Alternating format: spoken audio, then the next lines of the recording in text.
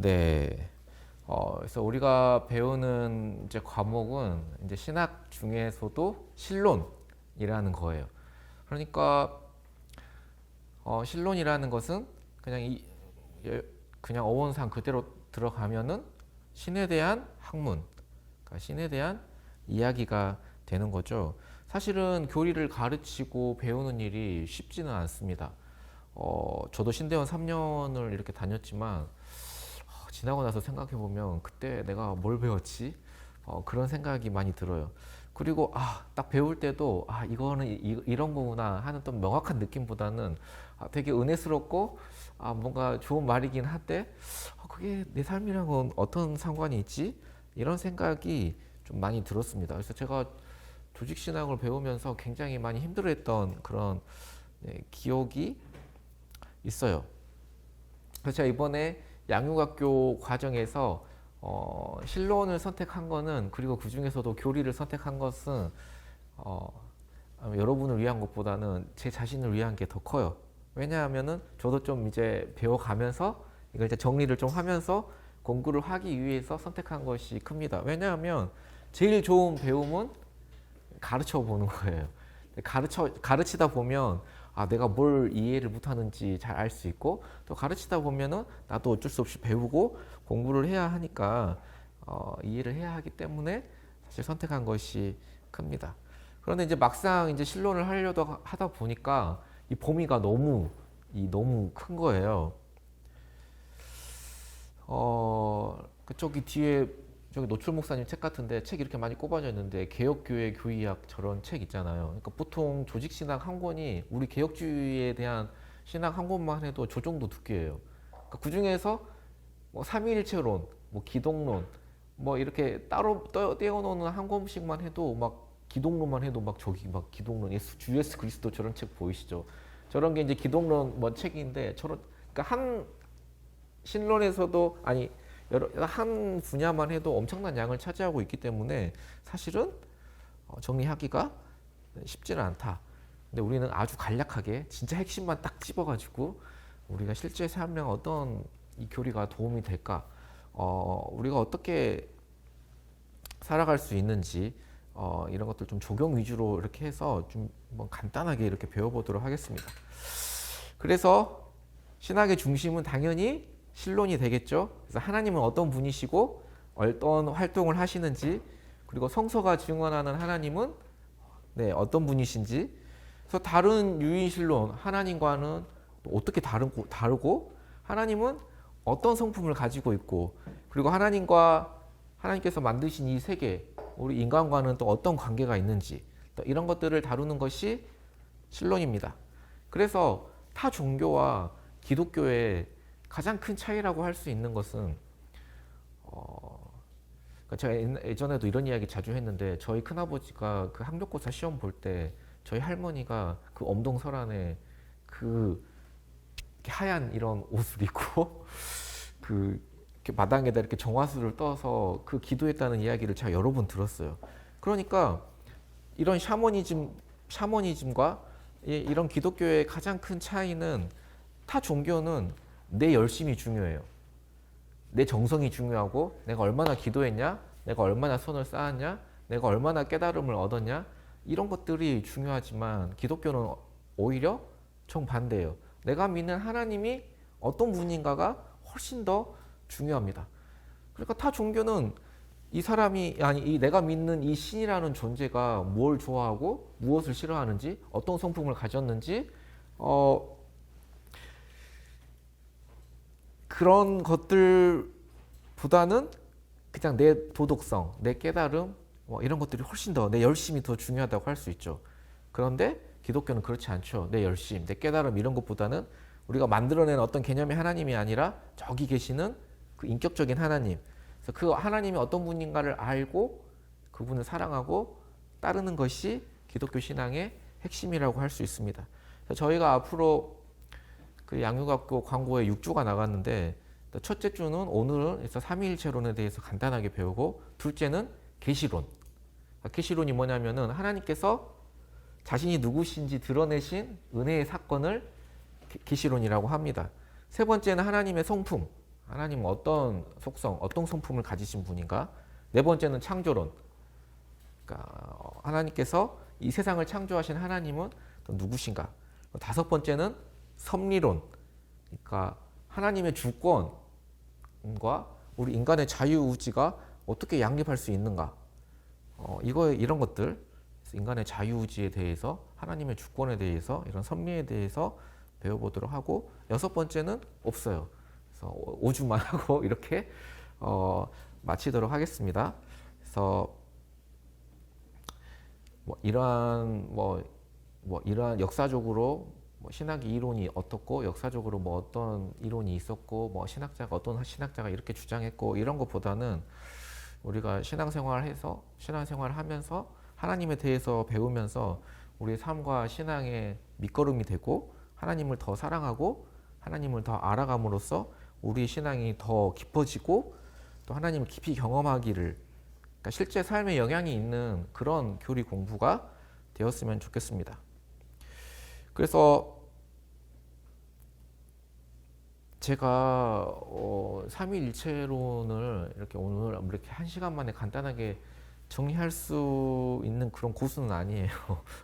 그런 고수는 아니기 때문에 제가 거기 이제 교재는 아니지만 강의를 이렇게 강의안을 드렸고, 거기는 구체적인 내용이 이렇게 들어가 있기보다는 제가 이제 강의하면서 여러분이 이런 거는 필기할 만하다라는 그런 간단한 이론들만 몇 개 적어 놓았습니다.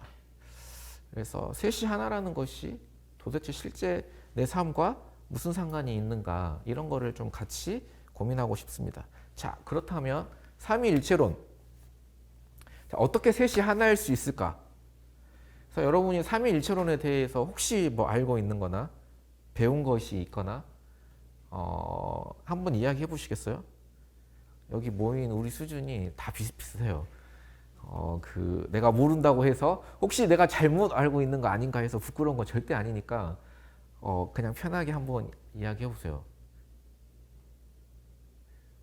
제가 뭘 많이 알아서 여러분에게 지식을 전달한다 이렇게 생각하시면 큰 오산이에요.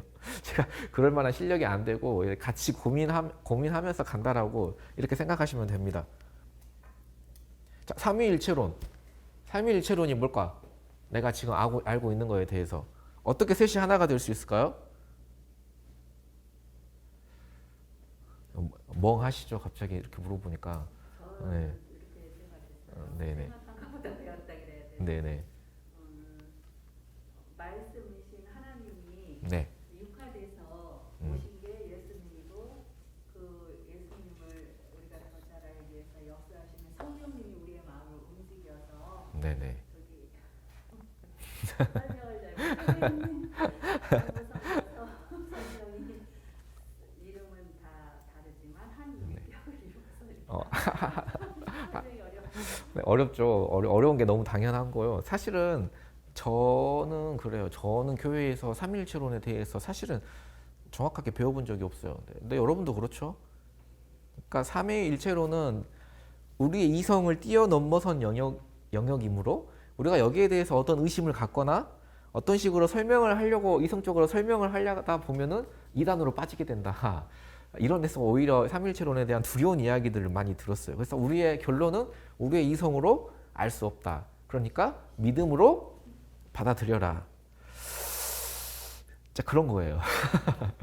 그렇기 때문에 우리가 여기 삼위일체론에 대해서 깊이 생각하거나 이게 실제 우리 신앙에 큰 도움이 되는 어떤 교리라거나 그렇게 하기는 어렵죠.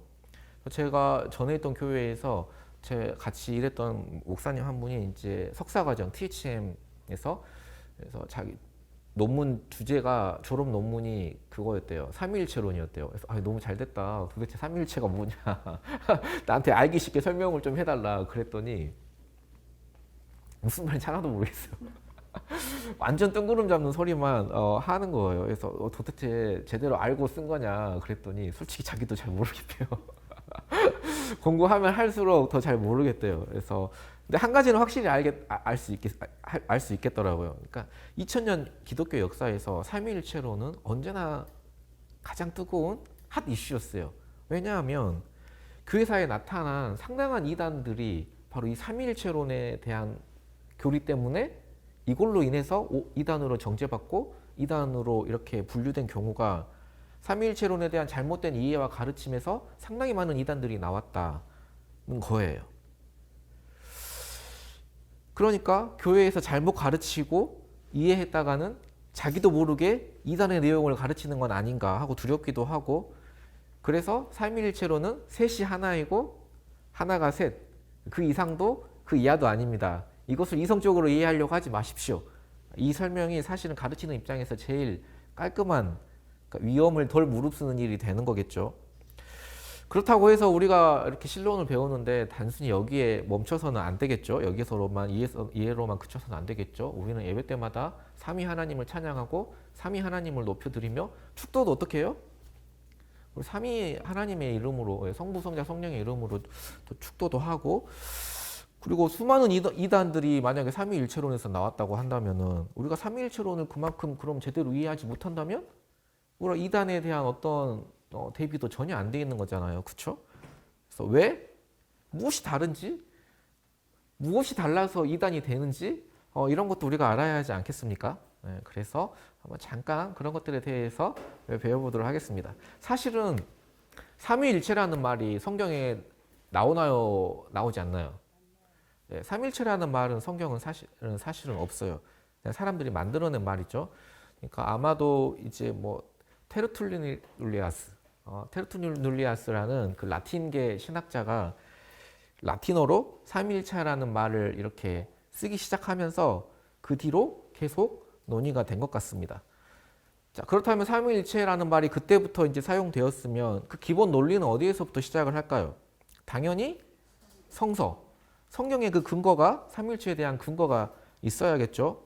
그래서 우리가 삼위일체의 근거로 제시하는 가장 흔한 성경 구절 하나가, 사례 중에 하나가 창세기 1장 26절 말씀이에요. 어떤 말씀이에요?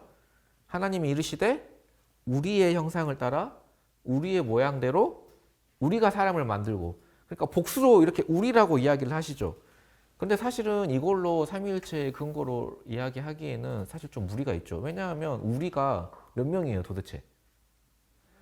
삼위 하나님을 세 명이라고 정확하게 지적한 것도 아니잖아요. 그렇죠? 그냥 우리는 그냥 복수이지 뭐 삼위를 이야기한 것도 아니고, 그리고 삼위 하나님이 뭐 동시에 언급되거나 세 인격이 본질적으로 하나라고 그렇게 이야기하고 있지도 않습니다. 그런데 신약에 오면 조금 다르죠. 나사렛 예수를 누구라고 소개합니까? 본인이 누구라고 주장해요? 본인이 하나님의 아들이라고 주장을 하죠. 하나님의 아들이라고 소개하고 있으며 성부와 성자와 성령을 함께 정확하게 지칭하기도 합니다. 마태복음 28장 19절 말씀을 보면 부활한 예수님께서 아버지와 아들과 성령의 이름으로 세례를 주라고 말씀하십니다. 그리고 축도로 잘 알려진 고린도후서 13장 13절도 마찬가지이죠. 정확하게 이 세 인격 곧 삼위를 언급합니다. 따라서 복음주의 신학자 중에 웨인 그루뎀이라는 유명한 신학자가 있는데, 웨인 그루뎀이 그런 말을 했어요. 구약은 삼위일체에 대해서 암묵적으로 부분적으로 이렇게 계시를 하고 있다면은 신약은 더 확실하고 온전하게 보여준다, 이렇게 할 수 있습니다. 그래서 제가 나누어 드린 거기 그 강의안을 보시면은 웨인 그루뎀이라는 사람이 삼위일체의 교리의 핵심 뼈대를 이렇게 제공하고 있어요. 첫 번째 뭐예요? 하나님은 삼위이시다. 거기에 대한 근거 구절을 옆에 이렇게 적어놨어요. 다음에 이제 여러분이 공부하시면서 한번 찾아보시면 돼요. 그래서 하나님은, 첫 번째, 하나님은 삼위이시다. 자, 두 번째는 뭐예요? 각 위는 온전한 하나님이시다. 그러니까 어떤 분이 더 열등하고 어떤 분이 더 우등하고 이런 게 아니라는 거예요. 삼위 하나님이 각 위는 온전한 하나님이시다. 그리고 마지막으로 뭐예요? 하나님은 한 분이시다. 자, 이것이 삼위일체의 핵심 뼈대라고 할 수 있는데, 자, 이제 여기에서 이 뼈대에서 벗어나게 되면은 뭐가 되는 거예요? 이단이 되는 거예요.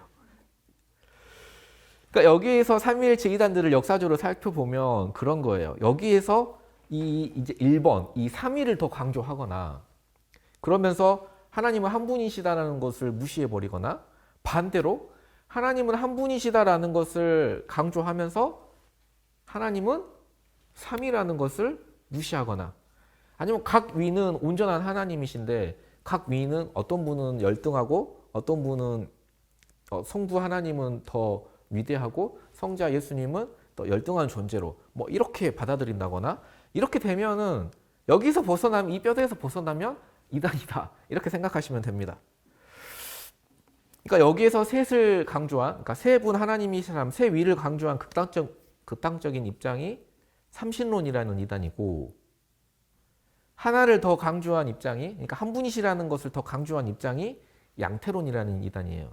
양태론 혹시 들어보셨어요? 그런데 재미있는 것은 오늘날 교회에서 악한 의도를 가지고 그렇게 한 것은 아니지만 주일학교에서 그런 것들을 많이 아마 들어보셨을 거예요. 주일학교에서 아이들에게 쉽게 이 삼위일체를 설명하기 위해서 가르치는 이 방법들이 있잖아요.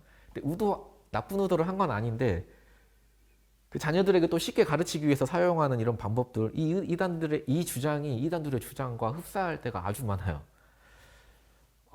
그러니까 양태론이라는 것은 성부, 성자, 성령이 각각 독립적인 인격이라기보다는 하나의 신성이 드러나는 세 모습. 그래서 양태라고 이렇게 설명을 하는 거예요. 그러니까 한 분이라는 걸 강조가 되고 삼이라는 게 많이 무시가 된 거죠. 예를 들면 이런 거예요. 물이 하나님인데, 예를 들면 물이 하나님인데 그냥 액체로 있으면 물이고, 이게 얼리면 어떻게 돼요? 네, 얼음이 되고, 고체가 얼음이 되고, 근데 이게 또 열을 받아가지고 공중으로 날아가면 어디가 돼요? 네, 수증기가 되죠. 이거 세 개를 다 물이라고 할 수 있어요, 없어요? 네, 할 수 있죠. 자, 하나님도 마찬가지다. 이 물처럼 고체로, 하나의 물이지만 고체로, 기체로, 뭐 이렇게 액체로 이렇게 존재하신다. 이런 것도 이런 것처럼 하나님도 세 분이라는 이런 설명이 양태론의 대표적인 예죠. 그리고 이제 저 어렸을 때는 저희 아버지는 제가 이걸 삼위일체론을 물어봤을 때 아직도 기억이 나요. 그러니까 아버지는 너에게는 아버지이고 교회에서는 목사님이고 또 엄마한테는 어때요? 누구예요? 네, 남편이고. 그러니까 나 똑같은 한 사람, 나 아버지이지만 역할은 이렇게 위치에 따라서 목사님, 남편, 아버지 이렇게 되는 것처럼 이런 것도 양태론적인 설명이라고 할 수 있어요. 말하자면 양태론은 하나를 강조함으로써, 하나님의 한 분이시라는 걸 강조함으로써 삼위를 무시하는 결과가 된다는 거죠. 반면에 삼신론은 어때요? 간단히 말하면 성부, 성자, 성령은 각각 독립된 신성이고 이 셋을 통칭해서 그냥 하나님이라고 부르는 거예요. 그러니까 세 분이 하나라는 개념이 아니라 그냥 통칭해서 이 각각의 존재를 그냥 퉁쳐서 그냥 하나님 한 분이라고 이렇게 부른다는 거예요. 그러니까 사실은 이거는 이제 교회에서보다는 이제 안 믿는 사람들이 우리 기독교에서 삼위일체를 이야기하니까 사실 이성으로는 이해도 되지 않고, 아, 그냥 세 분 하나님이 계시는데 그거를 그냥 퉁쳐서 하나님이라고 그냥 그렇게 하나 보다 이렇게 많이 이해를 하고 있죠. 그래서 이제 교회에서 흔히 많이 쓰는 예화가 이런 부분에 대해서는 이제 그런 거예요. 이제 계란이 이렇게 있는데 계란이 껍데기가 있고 흰자가 있고 노른자가 있고 이렇게 세 부분으로 나누어져 있듯이 이걸 합쳐서 각각 다른 거지만 이걸 합쳐서 계란이라고 하지 않냐. 마찬가지로 이걸 합쳐서 그냥 하나님이라고, 하나님이 셋이라는 설명이 삼신론에 가깝다고 할 수 있습니다. 이 이외에도 삼위일체론에서 성부, 성자, 성령이 동일한 신성을 가진 것이 아니라 성부보다 성자가 더 열등하다고 보기 때문에 생긴 이단들도 있습니다.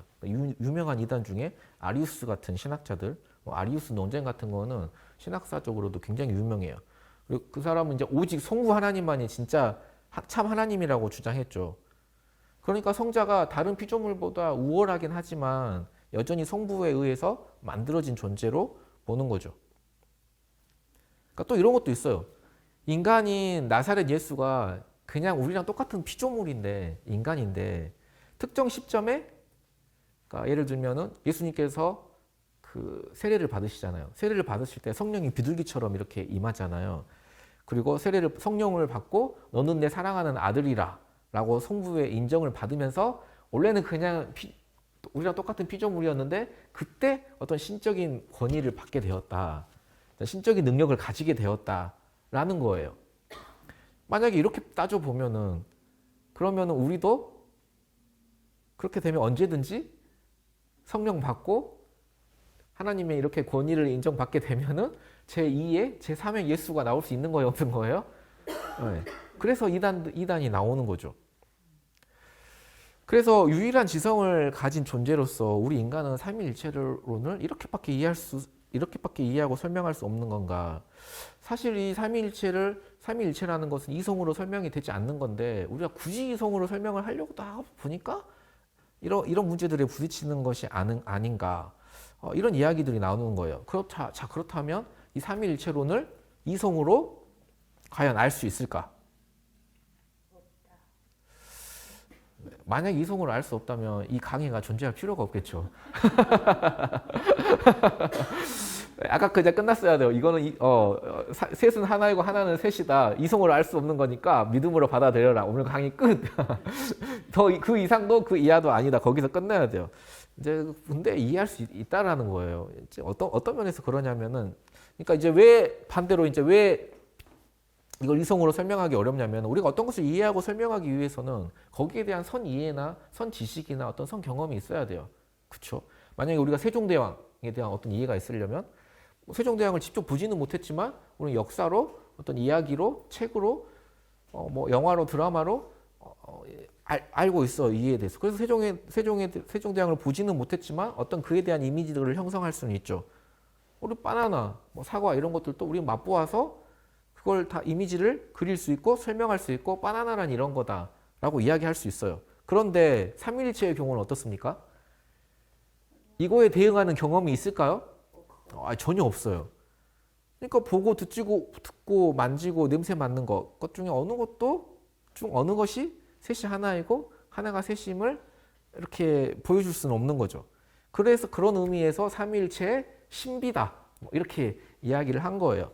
그래서 저희가 드린 그 강의 안에 보면은 이제 우리 개혁주의의 루이스 뻘코프라는 사람이 있는데 그 유명한 신학자는 이런 말을 했어요. 우리 박경훈 목사님 한번 읽어주시겠어요, 거기? 다 읽어요? 네, 얼마 안 돼요. 삼위일체는 신비이다. 인간은 그것을 이해할 수도 없고 이해하게 만들 수도 없다. 삼위일체의 관계나 드러나는 방식은 어느 정도 이해될 수 있겠지만 그 본질은 이해할 수 없다. 삼위 하나님의 본질은 교회가 제거할 수 없는 어려움이다.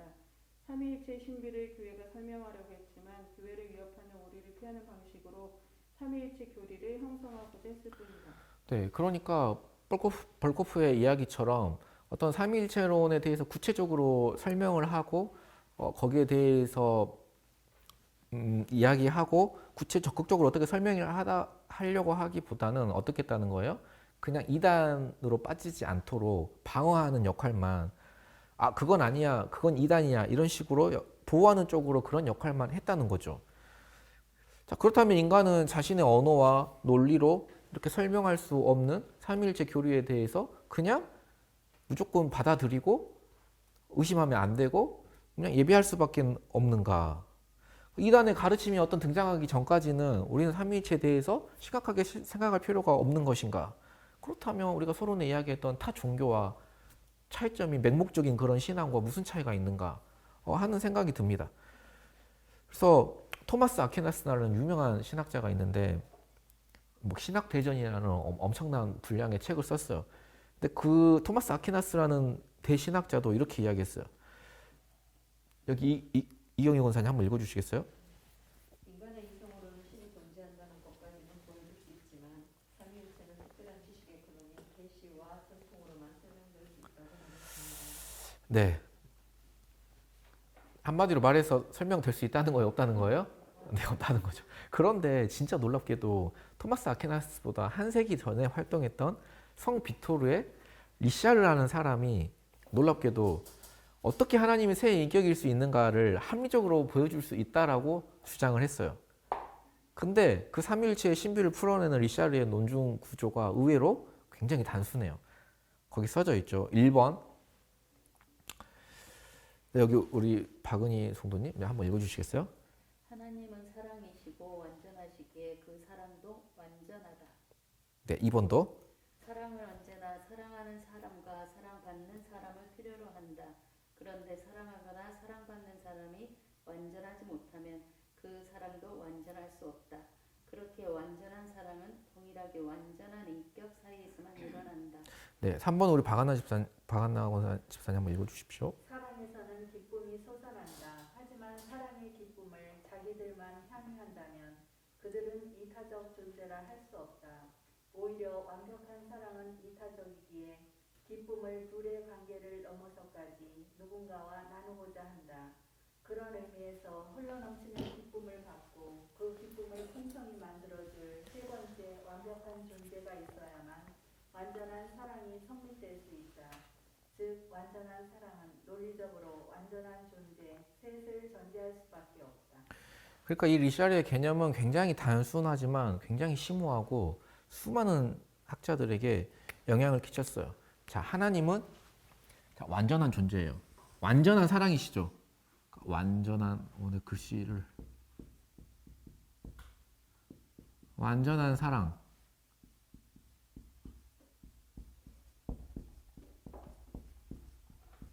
존재.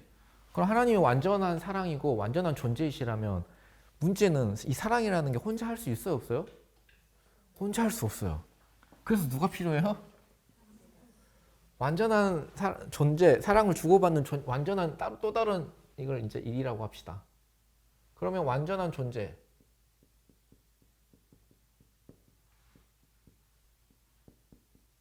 글씨, 네, 제 글씨, 네, 그렇습니다. 글씨에 대한 약간 컴플렉스가 있는데 고쳐지지가 않더라고요.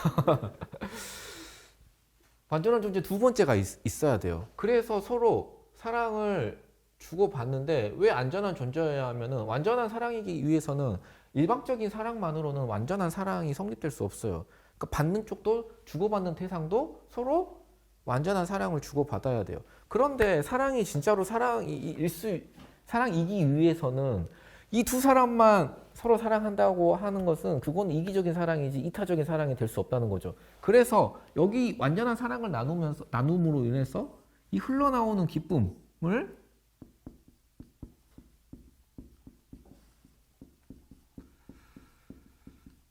함께 나눌 수 있는 제3의 완전한 존재. 완전한 존재. 3이 필요한 거예요. 그리고 이 두 분 역시 마찬가지로 서로 사랑을 주고받고 서로 존중과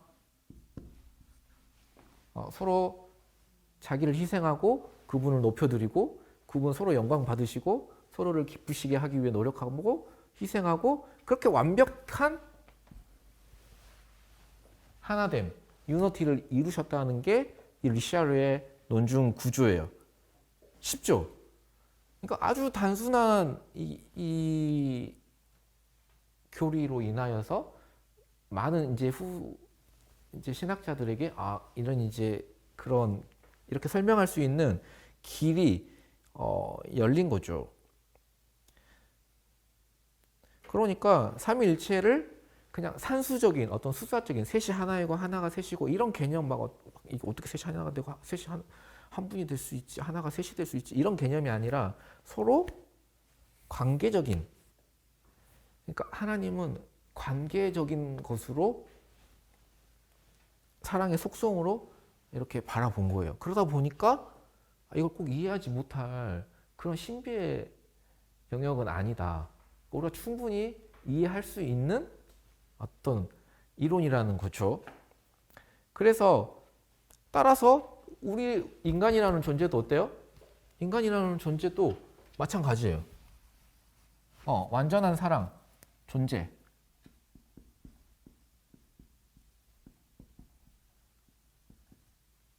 이거야. 이제 하나님이시죠? 하나님이 삼위 하나님 이렇게 계시고 우리는 완전한 존재는 아니죠. 우린 병들었어요. 우린 다 죄로 인해 사람인데 하나님께서 우리에게 은혜를 주셨어요. 은혜라는 거는 그런 사랑을 행할 의무가 없음에도 불구하고 그냥 무작정 주어주시는, 무조건 일방적으로 부어주시는 선물과 같은 사랑을 은혜라고 이야기합니다. 사랑을 우리에게 주셨어요. 우리는 그 사랑을 받음으로써 어떻게 해요? 하나님을 사랑합니다. 그리고 이 둘에서 우리가 이렇게 사랑함으로써 흘러나오는 기쁨이 누구에게로 향해요? 이걸 나라고 합시다. 나. 네. 여기는 상대방 타자 너라고 합시다. 너. 이웃에게로 향해요. 그럼 여기는 하나님과 사랑의 관계를 맺으면서 이웃들과는 또 이웃사랑. 이웃사랑의 관계를 맺어요. 타자인 너와. 그래서 우리는 하나님의 형상을 닮은 존재이기 때문에 우리도 역시 하나님도 그 삼위일체라는 걸 이해하기 위해서는 관계적인 것을 이해해야 되는 것처럼, 관계적인 부분으로 봐야 되는 것처럼 우리 역시 인간도 어떤 존재라는 거예요? 관계적인 존재라는 거죠. 그리고 이 너라는 존재도 마찬가지로 하나님께서 은혜를 주시고 사랑을 베풀어 주셨고, 여기 이 이웃도 마찬가지로 하나님을 사랑하는 이런 관계, 이렇게 삼중적인 관계로 엮어져 있다는 거죠. 그래서 창세기도 보면은 하나님께서 원래 창조하신 의도는 하나님과 인간, 그리고 인간과 인간, 그리고 인간과 하나님 만드신 이 피조세계 자연, 이렇게 하나됨을 이루면서 그렇게 살도록 에덴 동산에서 만들어 주셨죠. 근데 우리가 어떻게 해버려요? 죄를 지음으로써 누구와의 관계가 다 깨어져 버려요. 하나님한테는 이제 좀 핑계 대면서 솔직하게 고백하지 않고 회개하지 않죠. 그래서 하나님과의 관계를 다 깨트려 버리고, 그럼 누구 핑계 대요? 당신이 하나님 만드신 그 여자 때문에 이웃과의 관계가 다 깨져 버리고, 그리고 또 하나는 피조 세계였죠. 인간이 죄를 짓고 저주를 받음으로써 땅이 어떻게 돼요? 땅이 황폐하고 저주를 받게 되죠. 그래서 이 관계가 완전히 다 깨어져 버린 거예요. 이 관계가 완전히 깨어져 버려서 이 깨어진 관계를 다시 회복하시기 위해서 이 새 창조를 위해서 누가 오신 거예요? 예수 그리스도께서 이 깨어진 관계를, 하나님과 우리의 죄로 인해서 완전히 깨어진 이 간격을 메꾸시기 위해서 예수 그리스도가 이 땅에 오셨죠. 그게 기독교의 삼위일체론에 대한 어떤 핵심적인 이야기라고 생각하시면 되겠습니다. 그래서 우리 역시, 그래서 우리가 이웃들과 아니면 남편과 자녀들과 누가 됐든지 간에 관계가 불편한 사람이 있으면 이게 생각보다 훨씬 괴로워요. 이게 생각보다 훨씬 큰 상처이고 우리에게 많은 아픔을 남깁니다. 왜냐하면 우리 인간은 관계적 존재이거든요. 그래서 우리가 이렇게 하나님과, 그리고 율법도 그렇잖아요. 율법도 바리새인 서기관들이 예수님 가장 큰 율법은 무엇입니까? 하나님 사랑하고 이웃을 내 몸과 같이 사랑하는 것이다. 이게 바로 이것을 이야기하는 거 아니겠습니까?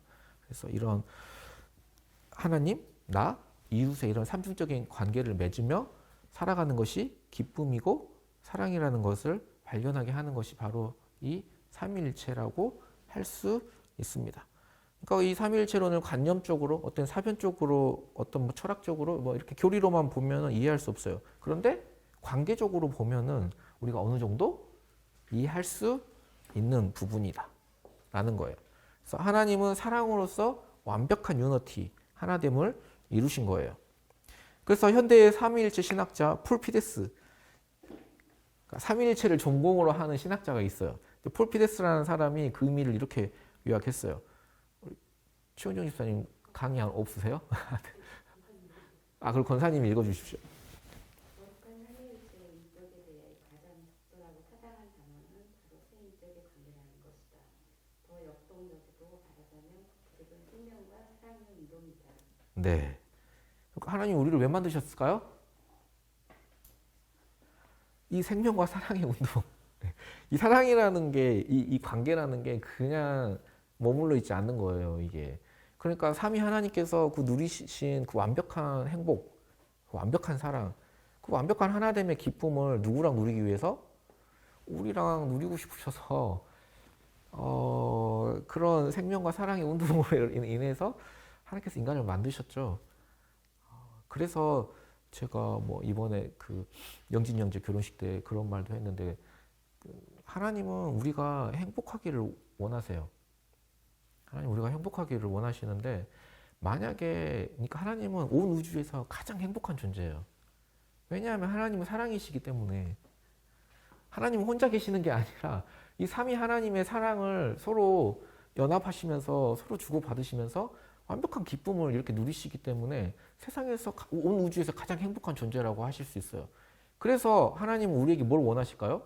우리가 그렇게 삼위 하나님처럼 우리도 그렇게 관계 맺으면서 삼중적인 관계를 맺으면서 우리가 그렇게 행복하길 바라세요. 만약에 하나님보다 더 행복한 존재가 있다면 하나님은 자신을 믿으라고 할 것이 아니라 다른 존재를 믿으라고 했을 거예요. 나보다 더 행복한 그 존재. 왜요? 우리를 사랑하셔서 우리가 행복하기를 원하시니까. 근데 누가 제일 행복해요? 온 우주에서 누가 가장 행복한 존재이세요? 네, 삼위 하나님. 그렇기 때문에 하나님께서 누구를 믿으라고 하는 거예요? 자기 자신을 믿으라고 하는 거예요. 사실 자기 자신을 믿으라는 말이 좀 웃기잖아요. 어떻게 보면은. 그런데 어쩔 수 없어요. 하나님보다 더 행복한 존재가 없어요. 하나님보다 더 행복한 그런 존재를 찾을 수가 없습니다. 완벽한 그런 그 존재예요. 그래서 하나님의 형상대로 지음받은 우리 역시 관계적인 존재이다. 그래서 우리와 하나님과의 이 관계가 우리가 끊어져 버리면 우리는 살았으나 사실은 생명력이 없고 행복이 없고 삶이 늘 괴롭고 정말 그런 거죠. 그리고 하나님 사랑이 제대로 되어 있지 않으면 당연히 이것도 이웃과의 사랑도 성립할 수가 없죠. 그래서 그냥 단순히 십자가의 구조도 그렇잖아요. 하나님 사랑, 이웃 사랑. 그래서 이웃 사랑이 안 되는데 하나님을 사랑한다 이런 말도 사실은 성립이 안 되는 거고, 하나님을 사랑한다고 하면서 이웃을 사랑하지 않는 것도 뭔가가 결여된 신앙이죠. 이 삼위일체에서 벗어난, 삼중적 관계에서 벗어난. 자, 그래서 삼위일체론이 실제 우리의 삶과 어떤 관계가 있나. 그래서 방금 말씀드렸듯이 하나님과의 관계, 이웃들과의 관계를 이렇게 맺으면서 충만한 기쁨을 누리는 존재로 우리는 지음받았다. 그래서 우리는 언제 제일 행복해요? 사랑을 주고받을 때, 충만한 사랑을 주고받을 때 제일 행복한 거예요. 그래서 혼자 잘난 척하고 살아갈 수가 없는 존재예요. 그래서 서로 사랑하기 위해서는 삼위 하나님께서 그러셨던 것처럼 서로 존중하고 서로 희생하고 자기를 부인하고, 그러니까 성자 예수님께서 이 땅에 오셔서 보세요. 얼마나 자기를 부인하고, 그쵸? 아버지의 뜻을 따르고, 이 모든 게 아버지의 뜻이니, 아버지의 뜻을 이루기 위해서 전 생애를 다 던지잖아요. 그쵸? 이런 것들이 필요한 거죠. 그리고 이제 신약에 오면은 바울이 삼위일체를 어떤 교리적으로 뭐 이렇게 정리해서 그렇게 이야기하지는 않아요. 그런데 로마서 8장에 따르면 삼위일체 하나님의 궁극적인 목적이 뭐예요? 우리가 예수 그리스도처럼 되는 거예요. 그러니까 쉽게 말하면 하나님의 자녀가 되는 거예요. 그러니까 하나님이 세상을 이처럼 사랑하사 독생자를 주셨으니, 이 구절 있잖아요. 그래서 이 독생자라는 단어가 우리 한문으로 하면은 독생하면은 한 분밖에 없는 분으로 이렇게 됐잖아요. 근데 성경으로 하면은 이게 이제 유니크, 아주 특별한 이런 의미가 더 어울려요. 그러니까 그게 왜 중요하냐면은 독생자라고 하면은 하나님, 예수님만 진짜 아들이고, 그럼 우리는 뭐야? 우리는 가짜 자녀이고 그냥 무늬만 뭐 자녀이고 뭐 그렇습니까? 그렇지 않죠. 예수 그리스도는 아주 독특한, 유니크한 그런 자녀인 거고, 우리 역시 하나님의 자녀로 우리도 초대받은 거예요. 그래서 삼위일체 하나님의 궁극적인 목표는 이 삼위의 관계 안에, 처음에 그렸던 이 삼위의 관계 안에 우리도 들어가는 거예요. 곧 하나님의 자녀가 되게 하는 것입니다. 그래서 사도 바울이 8장에서 우리의 기도가 불충분함에도 불구하고 우리가 무엇이 내게 진짜 좋은지 모르고 하나님 앞에 간구를 하는 존재이지만, 그 우리의 기도가 불충분함에도 불구하고 성령의 간구, 성령의 간구하심을 통해서, 말할 수 없는 탄식을 통해서 이 삼위일체 하나님과의 관계로 들여 올려지는 거죠. 이해가 되시죠? 그래서 성령이 우리 안에서 우리를 위해서 이렇게 기도할 때 우리는 성부 하나님을 너무 이렇게 뭐 추상적이거나 막 항상 이렇게 매들고 잘못하면 막 이렇게 때리시는 분, 막 무섭게 심판하시는 분이 아닌 뭘로 경험하게 돼요? 예수님처럼. 예수님이 하나님 어떻게 부르시죠? 아바 아버지, 아빠 아버지라고 그렇게 경험하게 되고, 우리가 비로소 아빠 아버지라고, 그래서 그런 궁극적으로 성자와 그런 영광을 나누게 됩니다. 그래서 정말 놀라운 신비이고 정말 중요한 교리이죠. 그래서 우리는 단지, 아까 뭐 이렇게 타락됐다는 이야기를 했는데, 우리는 단지 죄인이나 어떤 피조물로 대접을 받는 게 아니라 어떤 존재로 대접받는 거예요? 그리스도 안에서 하나님의 사랑을, 완전한 이 사랑을, 완전한 존재에게 완전히 사랑받는 이런 엄청난 존재로 거듭난 거예요.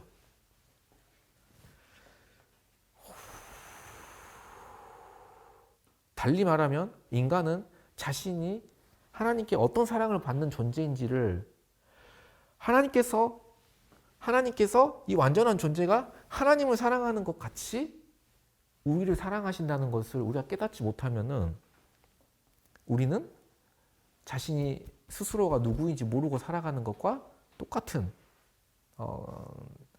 그런 결과를 갖는 거예요.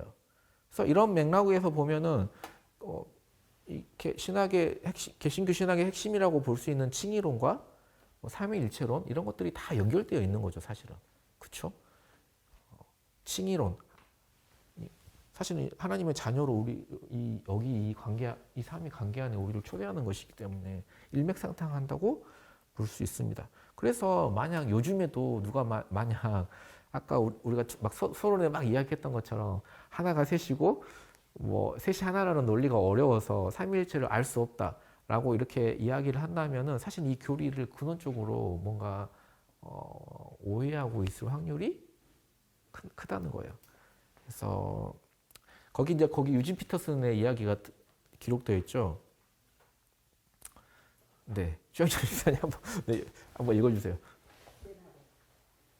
하나가 셋과 같다거나 셋이 하나와 같다라는 식의 숫자 노름으로는 삼위일체를 이해할 수 없다. 삼위일체는 산수와 전혀 상관이 없다. 삼위일체는 성부, 성자, 성령으로 스스로를 우리에게 계시하시는 하나님에 대해 생각하고 그분께 관계적으로 응답하는 법을 배우는 방식이다. 네, 무슨 말인지 이해가 되죠? 그래서 아까 조금 전에 그 위에 있었던 그 피데스? 폴 피데스라는 사람도, 그러니까 세 인격이 관계의 동그라미를 치시고, 여기 유진 피터슨의 글에서도 보면은 산수와는 전혀 상관이 없다. 삼위일체는 성부, 성자, 성령으로 스스로를 우리에게 계시하신 하나님에 대해 생각하고 그분께 관계에다가 밑줄을 그으십시오. 동그라미를 치십시오. 그래서 관계적으로 응답하는 법을 배우는 방식이다. 그래서 삼위일체는 철저히 관계적인 방식으로 이해하고 접근하고 우리가 그렇게 이해해야 하는 그런 교리라는 거예요. 그래서 이렇게 삼위일체론을 마무리하면은 성부, 성자, 성령께 영광을 돌림과 함께 그 성부, 성자, 성령의 관계 속에 사귐 속으로 들어오라는 초대와도 같습니다. 그래서 이런 충만한 관계를 누리시기를 예수님의 이름으로 소망합니다. 자, 그래서 숙제예요. 그 세 문제는. 그래서 첫 번째, 삼일체라는 말을 들었을 때 떠오르는 이미지는 무엇인가? 그리고 왜 그런 이미지가 생겼는지 한번 생각해 보시고, 두 번째가 중요해요. 두 번째가 삼위일체론이 어렵다고 느껴지는가? 왜 이 교리가 어렵다고 생각하는가? 자, 이거는 대답 안 해도 돼요. 근데 이거는 대답을 하셔야 돼. 교회 다니지 않는 친구나 지인에게 삼위일체를 어떻게 설명하겠는가? 아, 교회를 다니지 않는 하면 너무 어렵다. 그러니까 내 남편이나 내 자녀에게, 옆에 집사님에게 이 삼위일체를, 지인에게 삼위일체를 내가 만약에 설명한다 그러면 어떻게 설명하겠는가?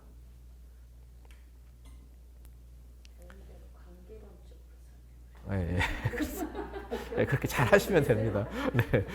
이 그림을 이런 거 막 그려가면서 막 어렵지 않죠? 네. 자, 세 번째, 삼위일체론이 구원론, 곧 하나님의 자녀됨이라는 주제와 연결해 볼 때 삼위일체 교리에 대한 이해에 대해 새로운 변화가 생기는가? 그러니까 삼위일체가 하나님께만 관련된 그런 교리가 아니라 우리도 그 관계에 초대받고 우리도 그 관계를 누리며 살아가라는 어떤 하나의 초대이고 그런 하나의 신비예요. 그렇기 때문에 그냥 삼위일체론은 그냥 삼위일체론 따로 뭐 이렇게 존재하는 그런 게 아니라 구원론과 우리가 하나님의 자녀됨과 이런 것과 아주 밀접하게 연결되어 있는 놀라운 정말 복된 교리라는 거. 그래서 제가 서론에도 말씀드렸지만 제가 이 신론을 선택해서 가르치는 것은 여러분 때문이 아니라 제가 좀 정리를 하려고, 제가 배운 것을 좀 정리하려고 저를 위해서, 저도 가르치기 위해서 배워야 하기 때문에 정리를 해야 되기 때문에 또 여러분도 이것을 핵심만 이렇게 오늘 저한테 딱 배운 거예요. 진짜 핵심만 배워가지고 배우자나 자녀에게 한번 설명을 해보세요. 그래서 내가 오늘 삼위일체에 대해서 이렇게 배웠는데 이거 숙제야. 재영아 일로 와봐. 여기 숙제야. 그래서 삼위일체란 이런 거야. 이렇게 이제 설명을 하다 보면 막히는 부분이 분명히 생겨요. 그러면 얼른 교재 한번 다시 보시고 아니면 필기한 거 한번 보시고 아니면 저한테 한번 다시 물어보셔도 괜찮아요. 그래서 내가 이해하지 못한 것이 무엇이고 무엇이 부족한지 알 수 있겠죠. 그래서 몇 번 하다 보면 충분히 이해를 할 거고, 그래서 가르치는 것보다 더 좋은 배움은 없다 라는 거. 그리고 자, 다음 시간에는 계시론. 그래서 하나님께서 어떻게 인간에게 자신의 존재를 알려주셨는가, 계시해 주셨는가. 이게 이제 은혜의 사건 해서 이제 계시론 이렇게 부르는데, 계시론도 이제 뭐 다양하게 나뉘죠. 그래서 우리는 또 오늘처럼 뭐 이렇게 다양하게 뭐 이렇게 뭐 난해한 그런 걸 배우는 게 아니라 아주 쉽게 핵심만 팍 꼽아가지고 빨대처럼 계시론에 대해서 간략하게 배워보도록 하겠습니다. 혹시 질문이나 뭐 더 궁금하신 점? 목사님 아까 칭의론이라고 하셨는데 네네. 처음 들었거든요. 칭의론. 이거 칭의론도 설명하면 되게 복잡해요. 이거는 제가 따로 나중에 정리를 해서 알려드릴게요. 한마디로 쉽게 말하면은 의롭다 칭함을, 그러니까 그냥 칭의. 제가 발음이 안 좋아서 죄송해요. 제가 어렸을 때 전라도 서움에서 살았어요. 제가 어렸을 때 쓰던 말은 진짜 방언 같은 그런 거예요. 육지 사람들이 못 알아먹는. 지금 이거 굉장히 많이 좋아진 거예요. 그래서 이해를 해주시고, 의자 이런 거 발음 잘 안 돼요. 칭의. 그래서 의롭다 칭함을 받다라는 거예요. 그래서 우리가 실제로 의로운 존재가 아닌데 하나님 앞에, 그러니까 법정적인 용어라고 그러죠, 흔히. 그래서 법정에서 꽝꽝꽝 당신에게는 죄가 없습니다. 이렇게 꽝꽝꽝 이렇게 인침을 받은 것처럼 의로운 존재로 우리가 판결받았다 하는 법정적인 그런 이해로 생각하시면 됩니다. 그러니까 하나님의 자녀가 되었다는 것은 우리가 그렇게 그런 하나님의 자녀가 될 만한 자격이나 조건이나 뭐 어떤 게 있어서가 아니라 하나님께서 그냥 의롭게 여겨주셔서 우리를 이 관계 속으로 초대를 해주신 거죠. 그게 은혜죠, 은혜. 이 사랑, 놀라운 사랑. 그래서 우리 신앙생활이라는 게 그래요. 하나님이 세상을 이처럼 사랑하사. 이 이처럼이 얼마나 큰 사랑인지, 얼마나 깊은 사랑인지, 얼마나 큰 희생인지, 얼마나 큰 은혜인지 깨닫는 것이 신앙생활이라고 이해하시면 됩니다. 그래서 우리 이 교리를 배우는 것도 단순히 뭐 지식을 쌓고 뭐 그런 것보다는 이처럼 큰 사랑이 얼마나 큰 사랑인지 알아가는 과정이라고 생각하시면 돼요. 네, 네, 녹화했습니다. 유튜브에서 보는 거예요? 네, 유튜브에 올려놓을 거예요. 아무나 볼 수 있도록. 네. 요청하신 분이 몇 분 있어가지고 네, 그렇게 하도록 하겠습니다. 그러니까 시간이 안 맞아가지고 뭐 퇴근하고 오면 막 8시간 넘고 또 남자분들 대부분 그렇잖아요. 직장 생활 하다 보면 8시 넘고 그렇게 해서 또 관심은 있는데 그래서 좀 영상으로 이렇게 올리기로 얘기를 했습니다. 사실 영상을 올리는 건 사실 되게 부담스럽고 자연스럽지가 않아요. 뭔가 말도 자꾸 꼬이고 그런데 그 몇몇 분을 위해서 혹시라도 또 이렇게 관심 있으신 분도 있고 또 청년들도 볼 수 있고 그러니까 자유롭게 오픈을 해서 이렇게 하도록 하겠습니다. 그래서 여러분도 혹시 이해 안 가는 부분이 있으면 영상을 다시 한번 이렇게 보시면서 이해하시면은 뭐 충분히 이해가 되실 거예요. 우리 총무 한 사람만 세볼게요. 총무 한 사람. 근데 간식 먹을 일이 없으니까 총무도 굳이 필요 없나? 네, 그러면 그냥 네, 총무 없이 가도록 하겠습니다. 그러면은 제가 기도하고 네, 마치도록 하겠습니다. 사랑해 주님 감사합니다. 하나님께서 이처럼 세상을 사랑하사, 이처럼 우리를 사랑하사 그 삼위의 그 행복한 관계 속에 하나님께서 우리를 불러주시고 하나님 우리를 의롭다 하여 주시고 또 자녀 삼아 주심에 감사를 드립니다. 하나님 우리가 하나님을 사랑하고 이웃을 사랑함으로써 하나님께서 우리가 누리시기를 원했던 그 하나됨의 큰 기쁨을, 그 사랑의 기쁨을, 그 연합의 기쁨을 충만히 누리며 살아갈 수 있는 우리가 되어질 수 있도록, 그래서 이 또 5주 동안의 교리 공부를 통하여서 우리가 하나님의 그 사랑이 얼마나 크신지 더욱더 깊이 깨달아 경험할 수 있도록 하나님께서 인도하여 주시옵소서. 감사드리며 예수님의 이름으로 기도드립니다. 아멘.